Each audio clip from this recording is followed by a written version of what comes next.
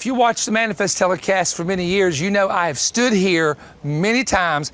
This is a new program with a new message, with a new shirt. Thank you very much. Thank you. Thank you. Thank you very much. So, I told them, when I start taping, the sounds go off in the Holy Land. You know, you never know what you're going to hear. But this is a real important message. It's called, I've actually titled this, How Prophetic Wars Shake Up Territorial Spirits. And I want to read this to you. It says this in Daniel chapter 2 and verse 21. God changes times and seasons. He removes kings and he sets up kings. Now, if you are aware of the prophetic word, you'll know that there have been 6 major empires of prophecy, all the way back to Egypt, Assyria, Babylon, Media Persia, Greece, and Rome. And if you will look at those empires, a number of those empires shifted when one empire would overpower the other. For example, the Babylonians came in, overtook the Assyrians, and then the Medes and Persians came in, overtook the Babylonians. Alexander the Great and the Grecians came in and overtook the Medes and Persians. And of course, the Roman Empire emerged in this part of the world, in the Mediterranean area. The reason I want to share this with you is to help you understand how that when new leaders are appointed, it doesn't matter if it's in the United States, if it's in the nation of Israel, or anywhere in the world, there are spiritual powers connected to the rise and fall of world leaders. And to understand that, we go, for example, let me read a verse that helps you understand how this takes place.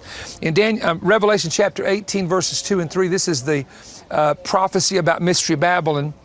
He cried mightily with a loud voice and said, Babylon the Great has fallen. Now watch this, and has become a dwelling place of demons, a prison for every foul spirit, and a cage for every unclean and hateful bird. And this is a reference to a part of the world. In fact, Mystery Babylon, according to John in Revelation, is the city that's ruling over the kings of the earth. And in this particular overthrow of Babylon, once the city falls, it's overtaken by demonic powers and demonic spirits. Now, in the 7 prophetic empires, actually 6 that have existed, the 7th is coming and will continue for a short space. Some things happened that you have to go into the history, or you have to go into the Bible to understand. First of all, when one empire would overthrow the other empire, the old spirits were displaced and a new prince spirit took over. Now, Daniel 10, if you'll remember, Daniel is writing from Babylon, and the Medes and Persians have overthrown the Babylonians. And in Daniel chapter 10, Daniel describes how a prince over the kingdom of Persia came from Persia into Babylon. And as Daniel was trying to receive an answer to a prayer from a revelation that he had, the prince of Persia was preventing the answer from coming from God in heaven over Babylon to Daniel. And so what happened was, when a new empire took over, then the spirits, we're talking about demonic spirits now, of that particular empire, then get dislodged in the area where they are from and move into the new area where they are taking over. One of the most interesting stories that illustrates this was many years ago in Tibet. There was a group of missionaries working with the Tibetan monks. Actually, they were over there, basically ministering to them and trying to witness to them. And they got up one morning, and all the monks were saying that 1,000 of their gods had left for Germany. It was the day Hitler had been elected as Chancellor of Germany.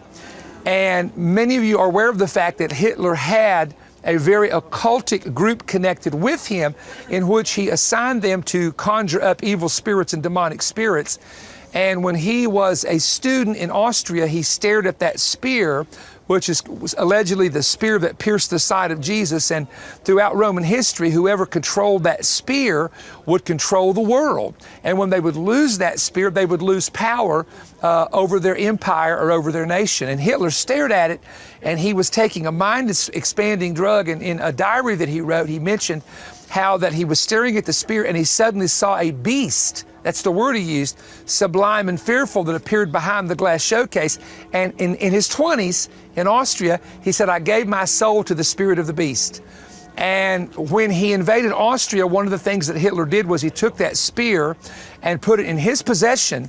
And when the Allies bombed a bunker in the 1940s, in 1945 in Berlin, that spear was in that bunker, and we found it, and it was in our possession. And oddly enough, when we had it in our possession, when the United States had control of that same spear, which again allegedly was the spear that pierced the side of Jesus, we became the super nuclear power of the world when we bombed Japan.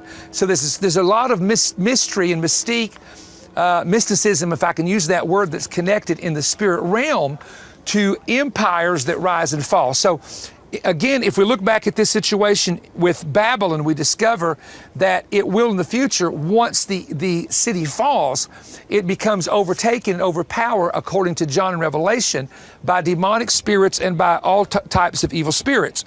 Now, I want to read or share some things that I have made from my notes from the book of Daniel. In the book of Daniel, when the Medes and Persians overthrew the Babylonians in Babylon, there was an angel of the Lord, and we believe that angel was Gabriel, that made a statement to Daniel and said, in the first year of Darius the Mede, this was the new king of the Medes, I stood to confirm and strengthen him the first year of his administration. A leader, now listen carefully, a leader of any nation can bring with them the angel that is assigned to them to bring them success. And if an angel of God is assigned to a world leader to bring that world leader success, watch carefully, demonic powers are suddenly raised up to stop the prophetic success of that leader. Now, whether or not you, and I'm going to make this statement because obviously the United States is split about 50-50, whether or not you like or dislike Donald Trump, he did something in this city that every other president promised if they were elected they would do, and Bush didn't do it, and Clinton didn't do it, and George W. Bush didn't do it, and Obama definitely didn't do it. Yes. And that was, he said, I'm going to move the U.S. Embassy to Jerusalem. Now the reason that's significant is when an embassy is moved into a city, it recognizes that city to be the capital of that nation. And it stirred up demons. Now listen to me. It didn't just stir up political people. It didn't just stir up radical left. It stirred up spirits like nothing I have ever seen in my life. Now, I want you to understand the prophetic side of this. The prophetic side of this is that when a man recognizes on the 70th year that the nation exists and it is the capital, that means it's aligning prophetically with what the prophets of the Bible predicted would happen before the Messiah comes. Now that's you see. Now, I really believe that he did not do this to help bring Jesus back, like some people suggest. But in the process of doing this, he has aligned this nation and this city into the prophetic realm that the prophet Zechariah told us it was going to take place at the time of the end. So imagine that in Revelation 12 it says that Satan has come down with great wrath, knowing he has but a short time. Imagine the stirring up in the spirit realm of the principalities and powers against this man, because the enemy says, if I don't get rid of him, how do I know he's not going to do other things that would help create the avenue or the road for prophetic events to be fulfilled? Does this make sense to anybody? Yes. So spiritual people who understand the principles of the Bible understand what I'm talking about. Now, what I want to do is this. I want to also mention to you, and this goes in line with what I just told you, but I want to mention to you that demonic spirits will attempt to retaliate against those who move them out of their territorial power. Woo! I just said a mouthful right there. Now I want to prove it to you from the Bible. In Mark chapter 5 and verse 17, Jesus came under an attack after casting the demons out of the man of Gadara, and the people ran Jesus out of town because the territorial spirits had lost control when Jesus showed up. Okay, that's one example. A second example is in Acts chapter 16, when Paul affected a city with the preaching of the gospel, and then they are arrested and beat up and put in prison to silence their voices because of the impact they had in a city that was totally controlled by the spirit of Python, or what we call spirit of divination or occult spirits. Another example in Acts chapter 19, when when that demon was cast out of that man, the 7 sons of Sceva came and said, we adjure you by Jesus whom Paul preaches to come out of the man. And then that spirit was raised up and jumped on those 7 men. Anytime that there is an impact of the gospel or a life-changing situation that could affect prophecy that is connected to a particular momentous event, then 2 groups become involved. Number 1, the angels of God become involved. And number 2, the demonic powers become involved, because the angels are assigned. Oh, I wish I had time. Well, if you all get my book on this season of angels, you'll understand what I'm saying. During prophetic movements, the angels of God are assigned to bring about the prophetic word that God has spoken. They fight for the fulfillment of prophecy. It's in Daniel 10, 11, and 12. Satan, on the other hand, attempts to bring his powers along to raise up people to oppose that. This happened when the Jews returned from Babylon captivity, and they were rebuilding what back in that day was their temple on the Temple Mount platform. And Sanballat, who was from Samaria, and a group of other men rose up against them and tried to stop, get this, the rebuilding of the wall at the end of 70 years captivity. Am I talking to anybody that understands prophetic things? And so they were raised up to try to stop what was happening by using opposition and government laws and opposition to stop the Jewish people from actually doing what the Lord had told them to do. Now, what I want to do, however, is to tell you and show you a couple things from the story of Daniel as it relates to what happens or what begins to happen when spiritual powers are released during these prophetic seasons. In the book of Daniel, we discover something very interesting, and I want you to track with this, because this was a revelation to me. I never read this in a book. I never heard a preacher preach on this, but it was a revelation to me. In the book of Daniel, for the earlier part of his time in Babylon, he could get an answer to prayer that quick. When they would put them in a lion's den, he was already protected before he ever got there. When the 3 Hebrew men were placed in the fiery furnace, they were already protected by the 4th man, right? Before they ever got in the fire. And someone said, well, 3 went in, 4 were seen, 3 came out. What happened to the 4th man? I said, he's still down there, because he knew that wouldn't be the last time his kids would have to go through the fire. So he decided just to stay down there where the fire was. I think somebody wrote a song on that, if I'm not mistaken. Now, I want to give you 3 things that happened to Daniel, because as he became older in the city of Babylon, something began to happen that made it more difficult for him in the realm of the spirit, not for him to walk with God, but in the realm of the spirit. Now track with me right here while I show you this. When the Persian spirit, new prince, took over Babylon with the Medes and Persians, something shifted. Now in America, what has happened is there has been a shifting. I have never in my lifetime seen anything like this. The war we're having is not political. Everybody wants to make it political. It is a spiritual warfare. And anybody who's got half a sense of discernment knows this is not about left, right, Democrat, and Republican. That's what the visual presentation is. It is a spiritual warfare over the social, moral soul of the United States of America. That's really what the battle is. And remember, both angels use people and also demonic powers use people from both sides. This happens. This is in the Bible. But let me show you this. Are you ready? Number 1, Daniel hit these challenges the older he got when the new spirit took over. Daniel, first of all, his prayer base was dwindling. The Jews were leaving captivity and coming back here, leaving the older people who could not travel in Babylon, and Daniel was one of those in his 80s. And so now he had thousands of Jewish people that were there with him in prayer. Now they're all gone, leaving his prayer base less than what it should be. Now you follow me, because I'm going to show you this taking place in the United States of America. Number 2, Daniel was older now, and it became more difficult for him to battle in the area of prayer and fasting than when he was younger.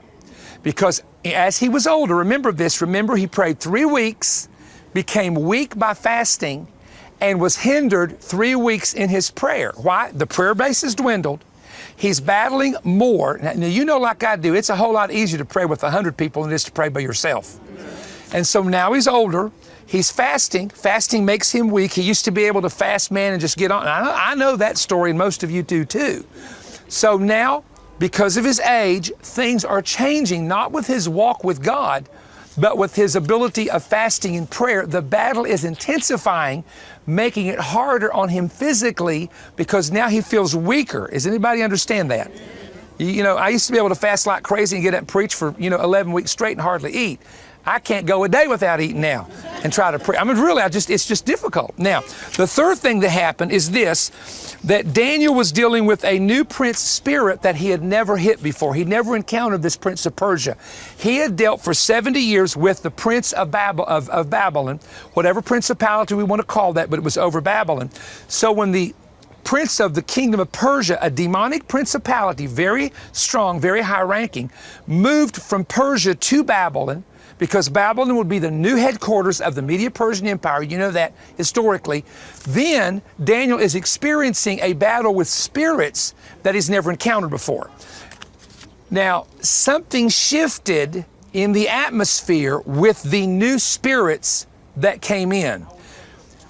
I have lived in the United States for 59, almost 60 years. I have watched the progression of America come to where when I was a kid, we slept with the windows open and the doors unlocked. And we had guys that were town drunks and we didn't worry about them breaking in because they just were not the kind of men that would break in and steal anything. I walked to school half a mile at kindergarten by myself with traffic and people, never took a bus, and nobody worried about kidnapping me because the people in the town weren't going to do that. In fact, in the homeboys of the mountains, you kidnap a kid, you might as well get ready for eternity. You understand what I'm saying? Because the homeboys are going to raise up. And anyway, let me not go there. I'm going to leave that alone. So what I want to tell you is this is what's happening to us. Number one, the prayer base in the United States, those people that I call the prayer warriors, like my Aunt B, daughters of Rachel, a lot of them, not Aunt B, are going home to be with the Lord. Now, you've got to replace the prayer base. Every time a saint in a church dies, you've got to have somebody that can replace them. But what's happening is in the rural churches and some of our churches in America, the older prayer base has gone to be with the Lord and nobody's replaced them. So basically, we've got programs going on, we've got good music going on, but where's the prayer base? Are you with me? So Daniel's prayer base diminishes, and that's what's happening to us. The second thing that I see happening to us is this, let me say it this way. The prayer warriors are getting older or going to be with the Lord, or the prayer base in a lot of the churches is dwindling, and we're comparing to what happened to Daniel. And thirdly, we are dealing with spirits today that we've never had to deal with. Now, my family on my mother's side came from Italy, and they were Catholic and came from Italy and lived in West Virginia, worked in the coal mines. In my dad's day, in Bartley, West Virginia, in McDowell County, a lot of the people who worked there were from Germany or from Europe, because when they came and migrated to the United States, most of them were in that day were Catholic, Greek Orthodox or Catholic, and they came into the mountains and worked in the mines. And a lot of times in those earlier days, the people that came in had some kind of a religious background in some form of Christianity. We have, however, people who come into the nation, and I want to say this, and they bring their false gods with them. And just like in the ancient day when Israel settled this land, there were 7 Canaanite tribes that worshiped idols that they said, let's get along with them and let's agree with them. And God said, their gods are going to be a snare to you and they're going to be a thorn in your side. Because what people don't understand is when you bring in idol gods, you bring in demon spirits with them, because demons operate through idols. There are entire nations where people are possessed by demons because they have all kinds of false gods and false idols that they feed, they pray to, they leave food to, they leave money to. And as a result of that, the spiritual powers in those nations are very strong. So my point is that what happened to Daniel in Babylon is happening to us today. And because of the number of wars that are taking place, whether they're internal struggles, whether they're civil wars in nations or actual national wars, there is a shakeup of the principalities and powers. The way that Daniel countered it and this is the only way that we can counter it in our time, is number one, by fasting, because fasting breaks the back of those demonic powers, according to Jesus, even what he said.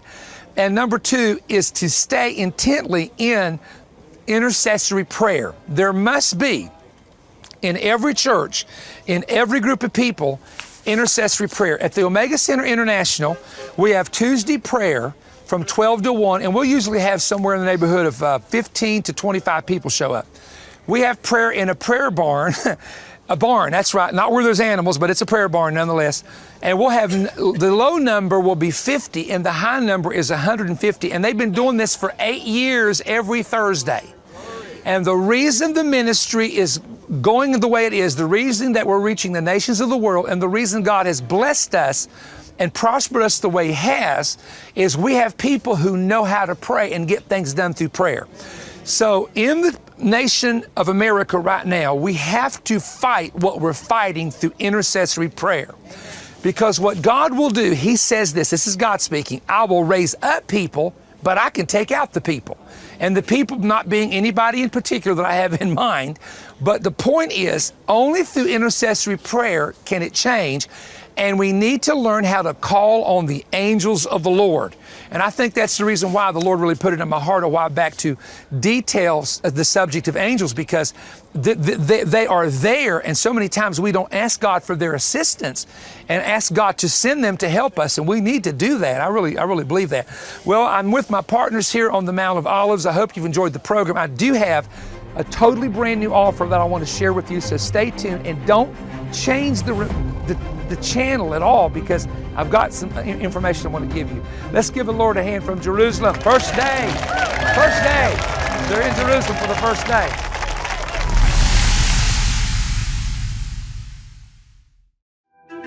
Experience a personal spiritual breakthrough, fresh knowledge, and a new understanding. Tap into God's wisdom while in your home, office, or driving by listening to the 8 new messages from the 2023 International Main Event.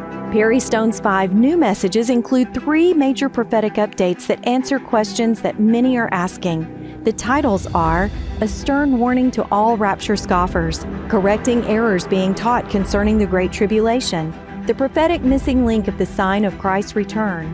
Included are 2 of Perry's most important warfare messages of 2023, Shutting the Door on Satan's Ability to Get into Your Life, the mystery that Satan tries to keep you from discovering. Along with Perry's 5 messages, when you order, you will hear Ron Carpenter unlock an amazing biblical mystery that will change your prayer life in his message, It's an Inside Job. Jensen Franklin shifted the atmosphere by exposing America's anemic Western Christianity in his message, I Am Not a Professional Christian. John Kilpatrick received a visitation from the Lord, then presented an anointed spiritual manifesto entitled, First the Attack, Then the Blessing. These 8 messages will help set an unshakable path for your spiritual walk and your expectations of a victorious outcome and prepare you prophetically for the future. You too can experience what thousands of others did when you order. The Main Event Conference is available on audio CD, DVD, and audio USB drive. Also, for your convenience, the conference is available as video on demand at perrystone.tv. The 8 audio CDs are offer number 23ME-CD and are available for a donation of $55. The 8 DVDs are offer number 23ME-DVD and are available for a donation of $95. The 8 messages on a USB drive are available for a donation of only $55. Request offer number 23ME-USB. Order today by calling 1-888-21-BREAD. That's 1-888-212-7323, or order online at perrystone.org. You may also mail a check to Perry Stone, P.O. Box 3595, Cleveland, Tennessee 37320. Order these messages today and uplift your spiritual life and help Manna-Fest with Perry Stone continue to reach the world. Thank you so much for joining me on the Manna-Fest telecast. And you know, we're trying to present to you every week a fresh word from the Lord. Twice a year, our main event and our prophetic summit, we give you excerpts, but you never see all the message because we only have about 22 minutes to give you a 70-minute message. This is why I want to encourage you, if you have not ordered the DVDs, CDs, or the flash drive of the main event, please do so. Now, there's two reasons. Number one, the messages are very life-transforming, eye-opening, and revelatory, all of them, and inspiring to your spirit and giving you knowledge that you can use for future practical and prophetic living. But more than that, and I say more than that, that's the primary reason for presenting them to that, but you need to understand that this is how we keep the Manna-Fest telecast on the air. The Manna-Fest telecast is free to you in the sense of there's no charge for you to watch it, but we do pay stations. As a matter of fact, our Manna-Fest bill a year is over $5 million a year just to keep the program on the air around the world. So when you purchase the material or you send in a donation, you help us to continue to do that every year. I think we've been on television now for 23 years. I remember when I first went on, I had completely dark hair, and I think I had a mustache, if I'm not mistaken, and that was about it. Well, you can tell time has caught up with me a little bit, but many of you have been with us from the very beginning. I'm so thankful for that. I'm grateful, and so is Pam and the family and the staff. I just want to remind you, though, that when you go to perrystone.org, you can find out where we're going to be. A lot of times I tape these closings in advance, and I don't always get in those places that we put in at the last minute. So go to Perry Stone Ministries Facebook page every day and see if I'm posting where I'm going to be. You can go to the Perry Stone YouTube channel, but you can go to perrystone.org and you can find out in the itinerary if we're coming into your area. And don't forget the special with Bill and I at the end of January. You need to register for that. And also, we're coming to Dallas, Texas, February the 4th. I don't have the finalizing at the time of this taping, but it will be on the internet Sunday night to dedicate a church there in Dallas, Texas. Looking forward to that. But those of you that live in the area of Texas, Abundant Life Christian Center, Pastor Walter Hallam's church in Lamarck, Texas, February 18th through the 21st, and that's a Sunday through Wednesday. Now I want you to mark your calendar and not miss a service. And then I'm going to be driving down and going over to One City Church, Pastor Randy Felshaw's church in Beaumont, Texas, Friday, 2 services on Saturday, and all day Sunday, February the 23rd through the 25th. Now we do have other places that we're coming to. We're planning on coming back to Hawaii. We're going to be having our main event, of course, next fall, our prophetic summit at the end of April, our Warrior Fest at the first part of April. So always go to perrystone.org to see where we are going to be coming to, and check out our many resources as well. Thank you for joining me. We'll see you next week.